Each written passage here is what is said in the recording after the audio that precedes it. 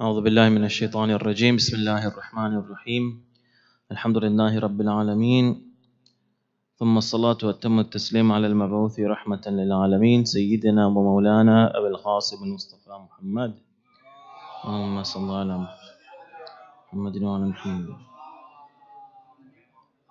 وعلى آل بيته الطيبين الطاهرين المعصومين لا سيما بقية الله في الأرضين روحي وأرواح العالمين لتراب مقدمه الفداء أما بعد. As we continue in our quest to know how to strengthen our relation with our Prophet Imam Ajalallah Ta'ala Farajahu Sharif, Allahumma salli. We're still in the level of getting to know and seeking knowledge concerning the Imam, his responsibilities, his ghaib, his reasons, and now the fourth topic concerning the characteristics of the Imam's helpers. May Allah Azza wa Jalla help us to become one of them by carving these characteristics and traits in our character. Firstly, let us start off with the question: which of the following are among the conditions for the reappearance of the 12th Imam? Number one, people will not pray. Secondly, both men and women will start to resemble each other. The coming of the Sufyani.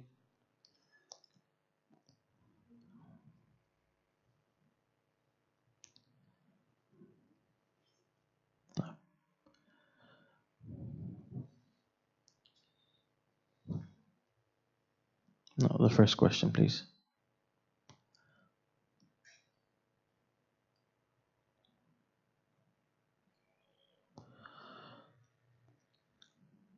Which of the following are among the conditions for the reappearance of the 12th Imam?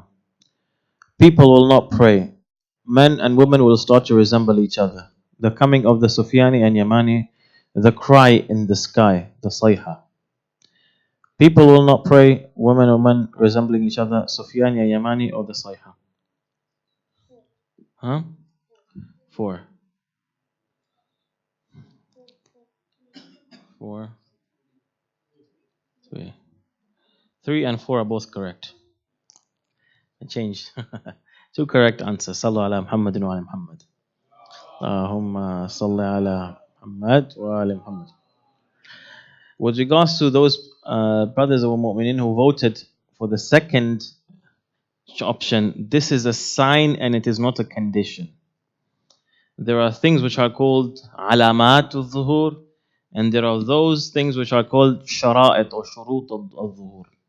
Shara'it al-zuhur, among them are the coming of the Sufyan and the Yamani, the cry in the sky, and the army of al-Yamani being devoured by the earth. Khasfun fil bayda, as they call it. Khasfun fil bayda. Whereas the alamat, the signs are actually very, very many. People will start, fitna will enter every home, wars, injustice, etc., etc. These are all considered to be signs and alamat al-zuhur. The first condition is that a person should have faith and ma'rifat of Allah subhanahu wa ta'ala. In a narration, Imam Ali alayhi salam mentions the city of Taliqan in Qazvin province in Iran, and he says, Allah subhanahu wa ta'ala has treasures in it which are not of gold nor silver, but faithful men who know Allah subhanahu wa ta'ala truly and are the helpers of the Mahdi in the end of time.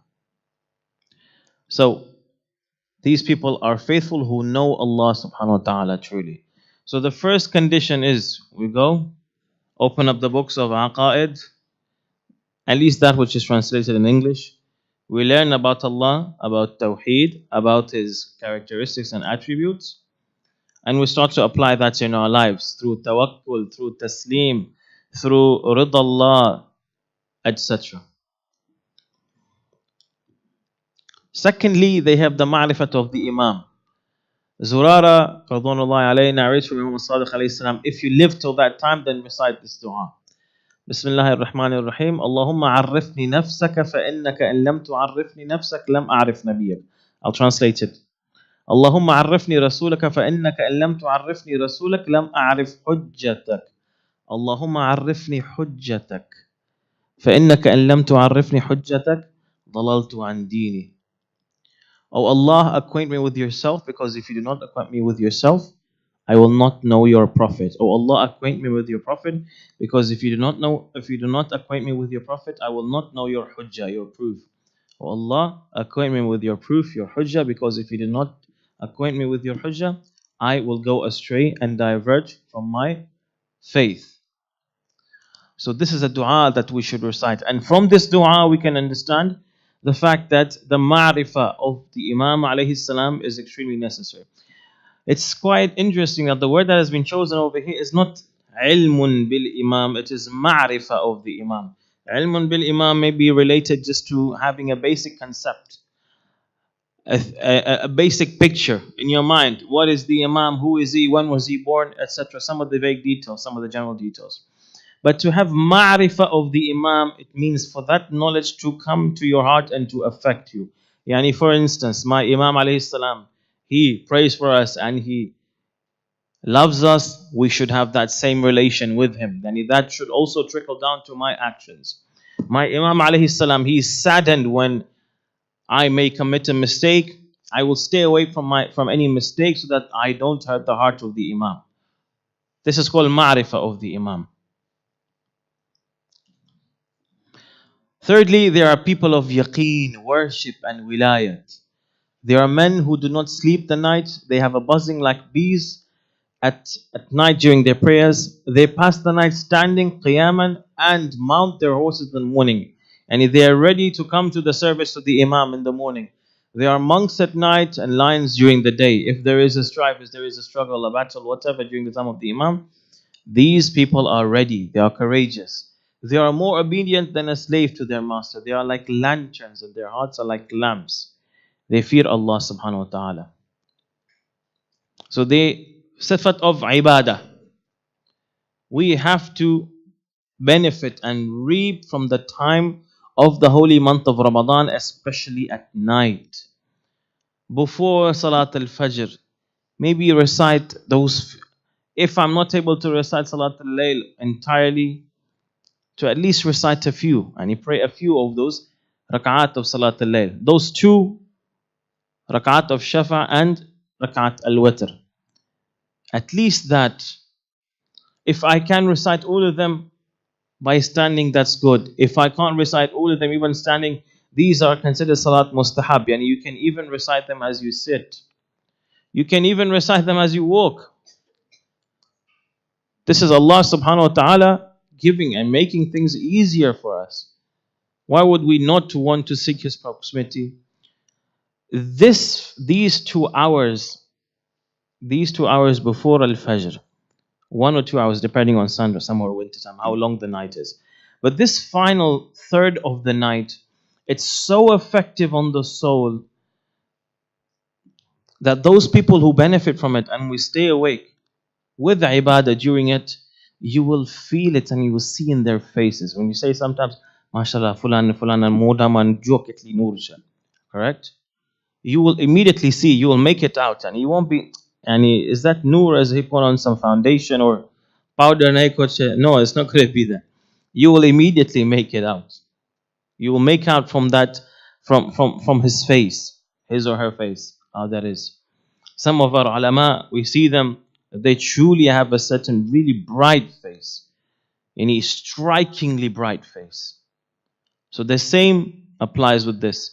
Our Imam alayhi salam, he is not only in need of people that during the Shahr Ramadan right now, we go out for chai and maybe dessert or stay awake at night, etc. And then we go sleep, and heavy sleepers, maybe we forget Salat al-Fajr. No. He is in need of people who have this characteristic in him. This characteristic of ibadah. This is considered to be yani wajib. It should be there. And trust me, it is so intoxicating. It is so addictive. It's very addictive. Try it once, twice, thrice. Try it and you'll feel that it is really difficult to let go of it. Because that feeling that you will get, that emotional feeling or that spiritual upliftment that a person can get from this time, it is such that you will not, and you won't be able to accept to leave it anymore. You will want to continuously recite it. It will affect everything in your life. your character, your actions. It will affect everything that happens around you, your affairs. Obedience and fully submitting to the Imam's will. Our Imam as-Sadiq alayhi salam says, Allahumma salli ala Muhammad wa ala Muhammad. Considering the treasure in Taliqan, which is neither gold or silver, and the banner that has not been spread since it was folded, and men whose hearts are like lead and do not have any doubts concerning Allah and His promises, they are stronger than stone. Were they to attack mountains, they would crumble. They will not attempt to conquer a single town with their banners, except that they will sack it. It is as if their horses have hooks on them. They can see, they are immediately able to go. They rub the saddle of the Imam for blessings, surround him to protect him with their own selves, and fulfill that he wants them to do. That which our Imam alayhi salam wants us to fulfill, wants us to do, it's related, it's narrated in all of our narrations, or it is the wajibat, to stay away from the muharramat, etc. The basic stuff. If there is something special that the Imam wants a person to do, normally there is a way that the Imam can show them. But this is during al-Ghaib al-Kubra, during the time of Dhuhr, or it was maybe during the time of al-Ghaib al-Sughra. In al-Ghaib al-Kubra, the Imam does have certain ways of sending messages to people. But it is not that whoever claims should be heard. And more often than not, the Imam, when he gives a certain order to a person to do something, he sends it through certain channels that lead to that person's claim to be credible on the one hand, and secondly, even that person who is given an order from the Imam, normally they won't go out and start to spread it. Oh, I'm Fulan and Fulan. That is not the custom of the Imam or those pious people that the Imam chooses for certain things. Like, for example, the story of Masjid al-Jamkaran. Those of you who have visited Masjid al-Jamkaran, the Imam ordered one of the mu'mineen to carry out this mission. And then the Imam, what did he do? He sent an order to somebody, to one of the Maraja during that time.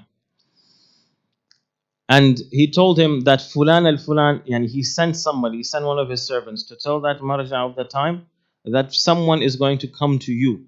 Whatever he says, accept it. So when that person, Hassan bin Muthal al-Jamkarani, after leaving the presence of the Imam, he goes towards that Marja. That Marja was ready waiting for him. The servant of the Marja says, he's been awake from a certain point at night. He's been waiting for you. The Imam sent him this. Let's go to a question, please. Question 2.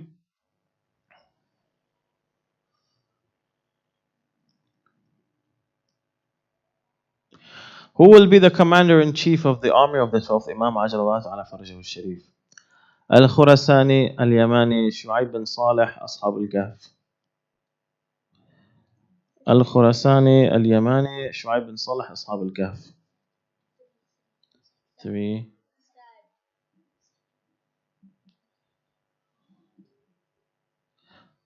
Al-Khurasani, Al-Yamani, Shu'aib bin Salih, or Ashab al-Kahf. Okay. طيب. Somebody says over here 1 and 3. Okay. Any other? It's Al-Yamani. The Yamani is said to be the best of the 313. And he will have the highest level of military expertise, at the same time of zeal, strategic planning, etc. And of course in terms of faith. So he will be the head of the armies of the Imam alayhi salam. Sallallahu ala Muhammadin wa ala Muhammad. Sallallahu ala Muhammadin wa ala Muhammad. Of course, Ashab al-Kahf have been mentioned to be among the helpers of our Imam alayhi salam. Shu'aib bin Salih, according to certain narrations, Al-Yamani and Al-Khurasani. Fifthly, among the characteristics is that they recite a dua for assistance in remaining steadfast on the path of obedience. They recite the dua, Bismillah ar-Rahman ar-Rahim, Allahumma fathabbitni ala dinik wa ista'amilni bi ta'atik wa layyin qalbi li waliyi amrik wa afini mimma imtahanta bihi khalqak wa thabbitni ala ta'ati waliyi amrik. To remain steadfast on the path of obedience to Allah subhanahu wa ta'ala and the Imam alayhi salam, we need the assistance of Allah. So it is necessary for us to recite certain du'as. Correct? In one of the lectures of Ayatollah Araki, as I was during the ceremony of my ta'meem, yani when I put the turban, when he put me the turban on my head, he mentioned a story and from the seerah of Dawood alayhi salam, from the life of Nabi Dawood alayhi salam. He said the general meaning of the story, that Allah subhanahu wa ta'ala asked Dawood alayhi salam to obey him. Yani. So Dawood alayhi salam, he turned towards Allah subhanahu wa ta'ala with this munajat that, oh Allah Azza wa Jal, I will continue to disobey you, to disobey you, to disobey you, he said thrice, except if you help me, if you assist me, stay on the path of al-hidayah, on Sirat al-Mustaqim. So this is a prophet saying that. Imagine me and you, we fallible human beings, we need that assistance of Allah subhanahu wa ta'ala. Oh Allah, make me steadfast on the path and use me to and soften my heart towards the Wali al-Amr. Guard me from that which you tested your creation. Make me steadfast on the path of obedience to Wali al-Amr. If you can put on the video, this is of course the story of the Imam, before you put it on, but the story of Imam alayhi salam, or the glad tidings of his coming. These have been mentioned on the tongues of all of the prophets before that. And our Imam alayhi salam, is one of his titles is Al-Khalaf al-Salih. Al-Khalaf al-Salih, yani the person who comes after those who precede him, the righteous who precede him. So he is the successor, the faithful, or the obedient, and the righteous successor. Our Imam alayhi salam, he is the culmination of all of the awliya Allah and all of the prophets, all of the Ma'asumeen salamullah. But they used to mention him. Among the people, of course, who mention him, Nabi Musa alayhi salam, Nabi Yusuf alayhi salam, and Nabi Isa alayhi salam. And Nabi Isa alayhi salam, his message is connected directly with the message of our Prophet Imam Ta'ala Faraj al-Sharif. So we'll watch a clip from the series of Nabi Sallallahu ala Muhammadin wa ala Muhammad. Sallallahu ala Muhammad. You can go back to the slides kindly.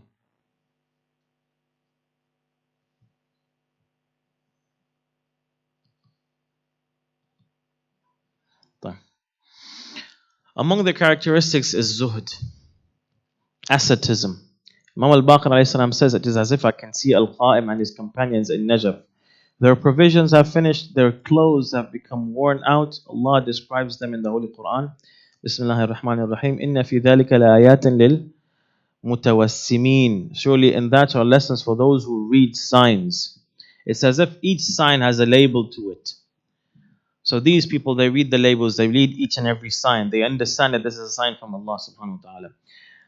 Az-zuhd is for a person to not be attached to something that they possess.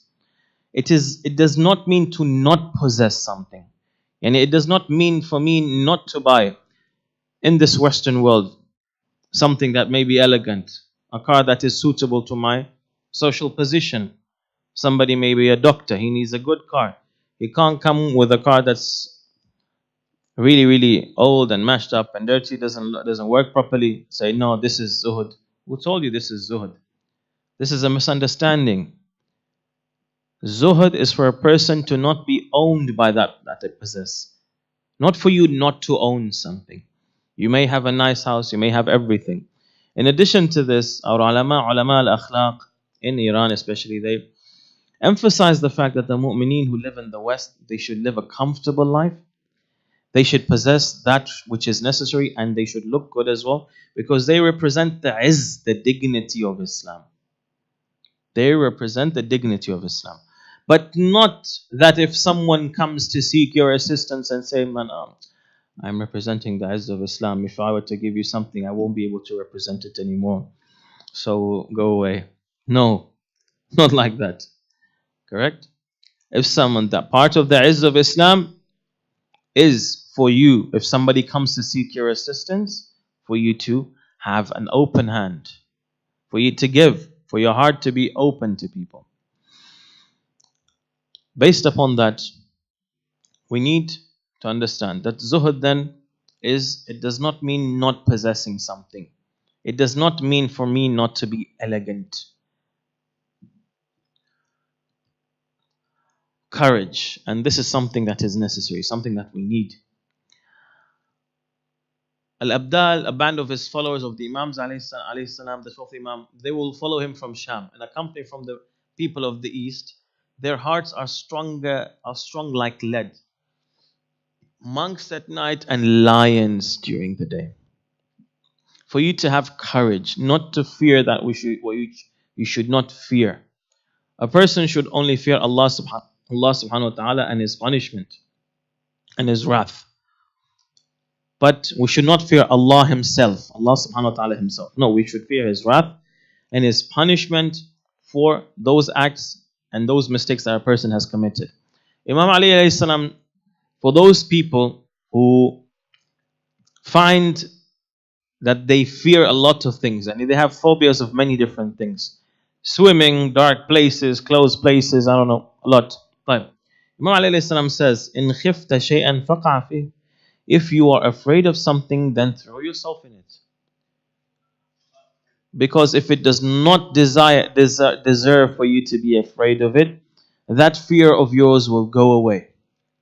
As a result, I encourage the mu'mineen, if you have something that you're afraid of, go home today.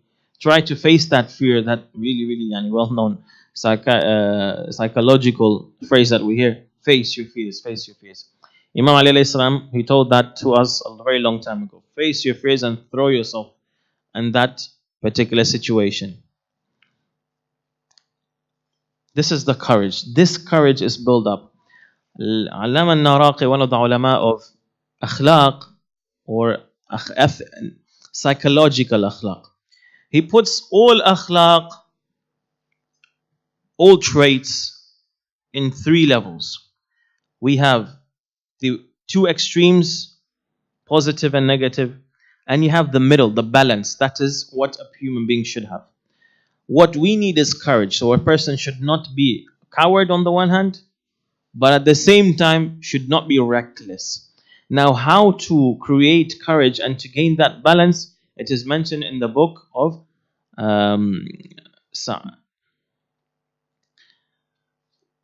I'll try to remember the name, inshallah. Jami' as-Sa'adat, the collection, I think, of the collection of felicities. It's available in English. So he has different advice of how a person to what actions that you should do in order to be able to reach certain traits, to carve certain characteristics in yourself. Courage is very necessary. And unfortunately, we hear a lot. Nare na bana mukide ya khuda alo kapne aitam kese kanto fulan aitam kese na. When there is haqq, yes, it's the mulana. Yes. When there is a trait, when there is haqq, you have to stand by haqq, even if those who stand with the haqq are very few.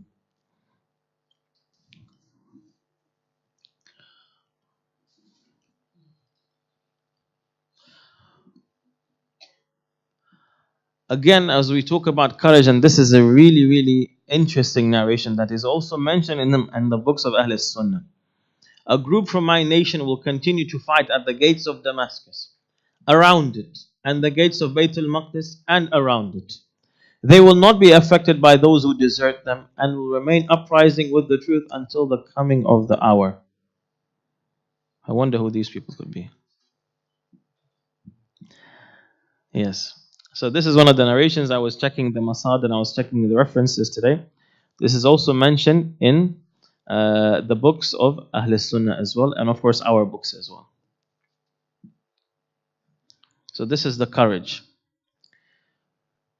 The characteristics, one of them is that the mu'mineen and the followers of our 12th Imam alayhi salam, they, Allahumma salli ala Muhammad wa Muhammad, their slogan will be Ya li tharatil Husayn, vengeance for Imam al-Husayn alayhi salam. in a long narration considering the companions and the names of the companions of the Imams. There are there's two narrations that I've seen. Of course, they have differing names, and one of them does not have 313 names, it has less than that. Of course, there is a problem in the chain of those narrations. So, inshallah, we'll leave whoever is going to be among the 313. We'll leave that to Allah Azza wa Jalla and to the actions of the mu'mineen themselves and to surprise. Their slogan will be vengeance for Imam Husayn. When they march, horror, ra'ab, will enter, or it will precede them the distance of a march of an entire month. So even before they arrive, that army of the Imam alayhi salam arrives, ra'ab and horror will already have engulfed the hearts of their enemies. They will march to the Mawla alayhi salam, and through him will Allah subhanahu wa ta'ala, through them will Allah grant him victory.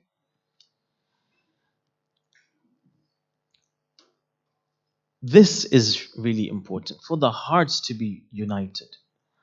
The hearts of the mu'mineen to be united. And this was something I was referring to yesterday. This is a huge problem in our society, in our communities. I refer to this in our communities. Ek bijano kharab bolo anu, kharab karo anu, bija waqt. And subhanallah, sameti hassi dianu, mashallah farishtana moda hai. Paad sharti je chhari kaam karti hoy. All right. So this is something that we have to focus on. To be one at heart. The main goal is Sahib Zaman alayhi salam. He is the main goal.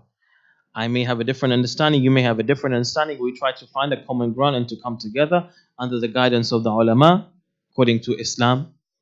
However, for me to create obstacles and problems for Fulan if he's trying to do something, or another person, or backbiting, or slandering in so many occasions, slandering, just tuhma, that's it. And I've personally seen this a lot. I've seen it a lot. And it's really depressing sometimes. And trust me, as long as people's hearts are like that, our Imam alayhi salam won't come. Yani he does not have the liberty. 124,000 prophets before him have passed away, and the awsiya of the final prophet, 11 of them have also passed away. There is no liberty, there is no other chance. If we were living in another time, there may have been a chance to make mistakes. We do not have that chance. We should try to find ways to come together.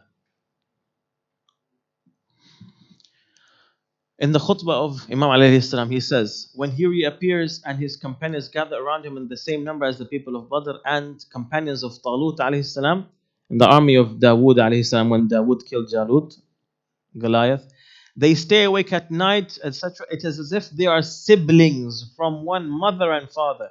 Their hearts are united with love and advice for each other.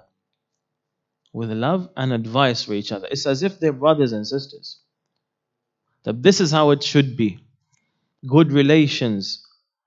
Call each other. We are in need of something. Are you doing something? The children, to consider them your own children. One does not know what Allah subhanahu wa ta'ala has hidden for you in life. One family may lose a parent, or maybe both. Especially if you look at what's happening in the Middle East. When there is this kind of unity of hearts and love, you'll find that others will come and take them as their own children and raise them. So this unity of heart, my dear brothers and sisters, I leave this as a wasiyah for you, inshallah. And with that, we end today's session. وآخر دعوانا أن الحمد لله رب العالمين. صلى الله على محمد وعلى محمد.